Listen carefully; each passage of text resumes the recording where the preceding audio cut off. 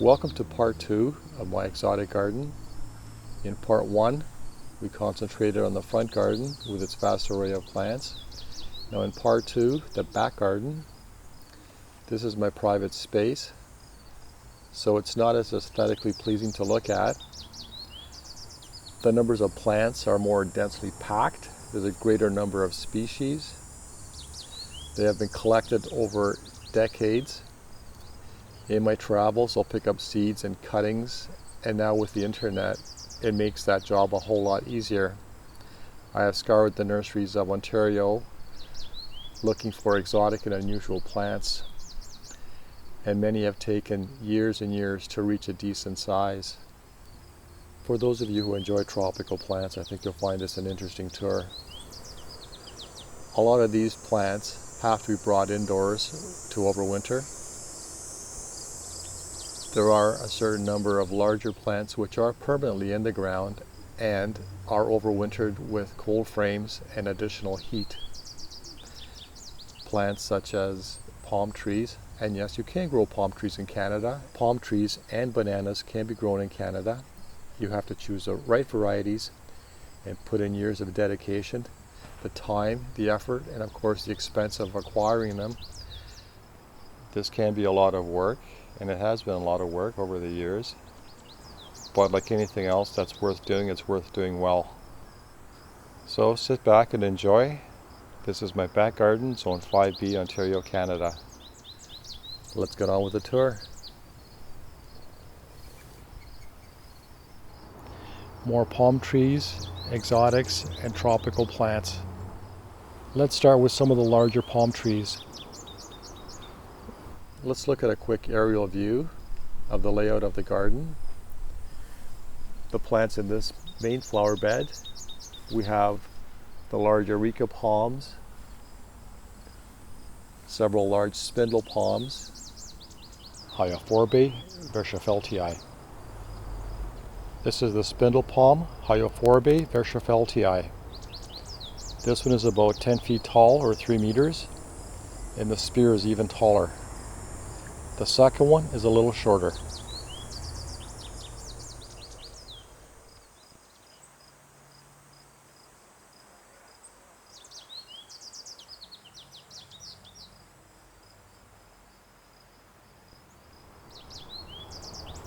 This is Dypsis lutescens, the areca palm. It's approaching 9 feet or so.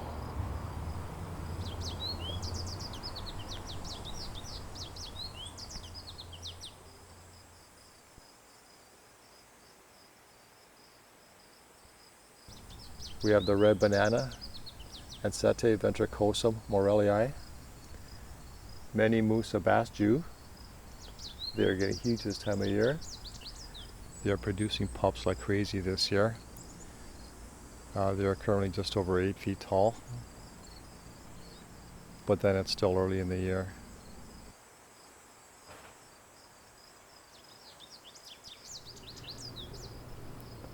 On the patio we have dragon wing begonia red and dragon wing pink. They will happily grow in semi-shade or in full sun. Again, they flower steadily throughout the summer. Currently they're just over 2 feet tall. Here we have passion flower, the red passion flower, Passiflora coccinea. The flowers are so exotic, deep red, really intense. It's a real joy to have around. In this corner we have another large plumeria tree.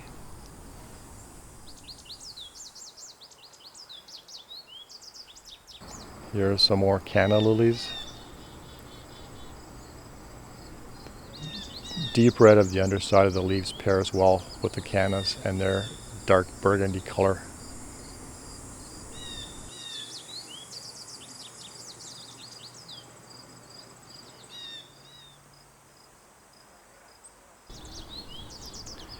We have more red banana, Ancete morellii.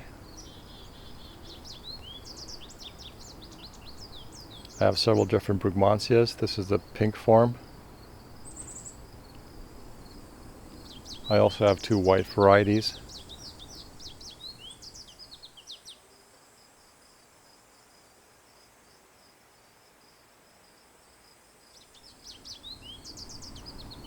We have more Hawaiian tea plants. They're vivid green with a red tinge on the outside. And this variety is a deep neon pink when the foliage is new, and as it matures it turns more of a darker green purple mix with this magenta margin. This is a beautifully fragrant white crinum lily. I'm not sure the species name or variety. It was a gift from Sandy and Rob. Thank you very much. This plant has these beautiful strappy leaves, massive bulb, and these fragrant white flowers. Beautiful.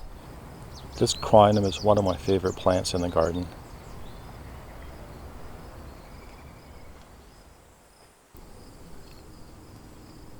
Here I also grow several papaya trees. They're all seed grown, and there are several different varieties. Each country exports different types of papayas. You can see by the leaf type. You can see by the leaf type of the papayas how variable the varieties are.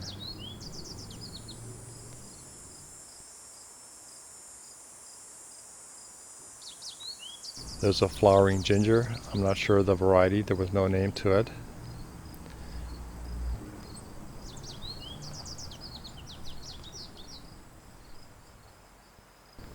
I also have several triangle palms, Dypsis decaryi, and they're producing about 2 or 3 new fronds per year, which is amazing.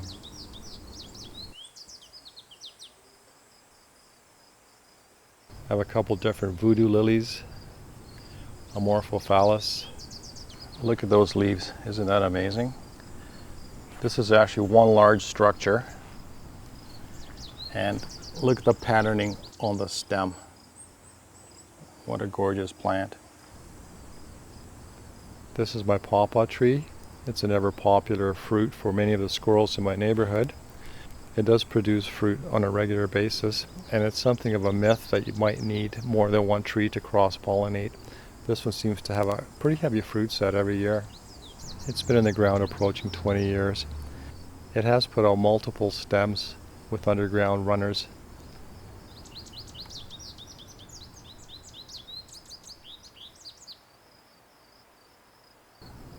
This is Clerodendron ugandens. Has these beautiful blue flowers.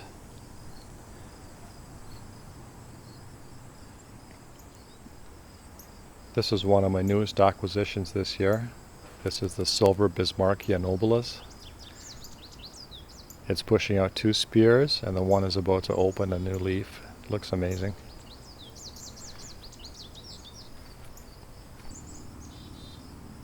In the flower beds in the back garden, we have several larger palms, including Washingtonia robusta, Phoenix roebelenii, Yucca gigantea, Cycas revoluta, and this is my largest Tracycarpus. I'm guessing it's approaching 10 feet tall. Has well over 8 feet of trunk. We have a fig-hearted Chicago. It's producing tons of fruit this year. This plant is totally unprotected. Oh, that's not entirely true. It does get covered with a tarp over winter. I also have 2 loquat trees in the ground. These are both seed grown. One is just about 5 feet tall. The other one is a little shorter. This is spicy jatropha. It's a Cuban native. Beautiful red flowers. Even without flowers, the foliage is really something. Has these tri-lobed leaves. Very exotic looking. This is Crinum Queen Emma. It produces these beautiful burgundy, almost black leaves. The flower stalks can be 4 to 5 feet tall. They are intensely fragrant.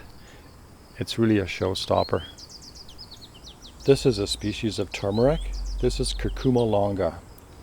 The plant produces these beautiful pink and purple flowers, but even when not in flower, the foliage is very attractive with this red midrib.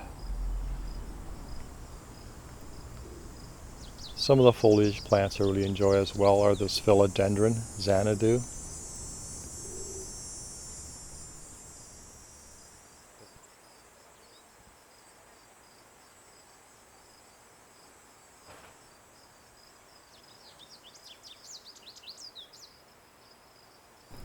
This is Tacoma stans. It produces masses of these yellow flowers. They are lightly fragrant.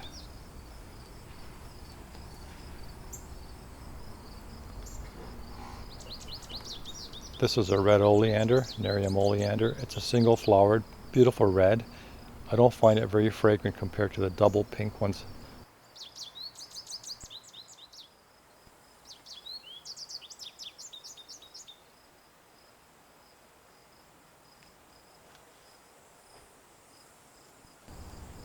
In one of the center flower beds we have my largest Washingtonia robusta. The trunk is well over a foot in diameter and it's approaching about 4 feet tall, the trunk that is. I also grow several varieties of peace lily, spathiphyllum. Here's a look at the flowers. The white part is actually a spath or modified leaf. The center part is the flower. It's kind of inconspicuous.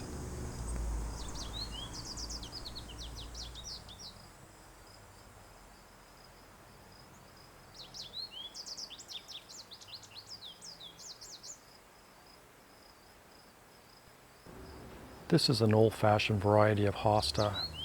I'll try to look up the name. It's very fragrant, and I think it's more fragrant during the evenings. This plant will accept almost anything you throw at it, extremely winter hardy. There are literally dozens more plants to cover, but this video is already getting too long. Well, this concludes the back garden tour.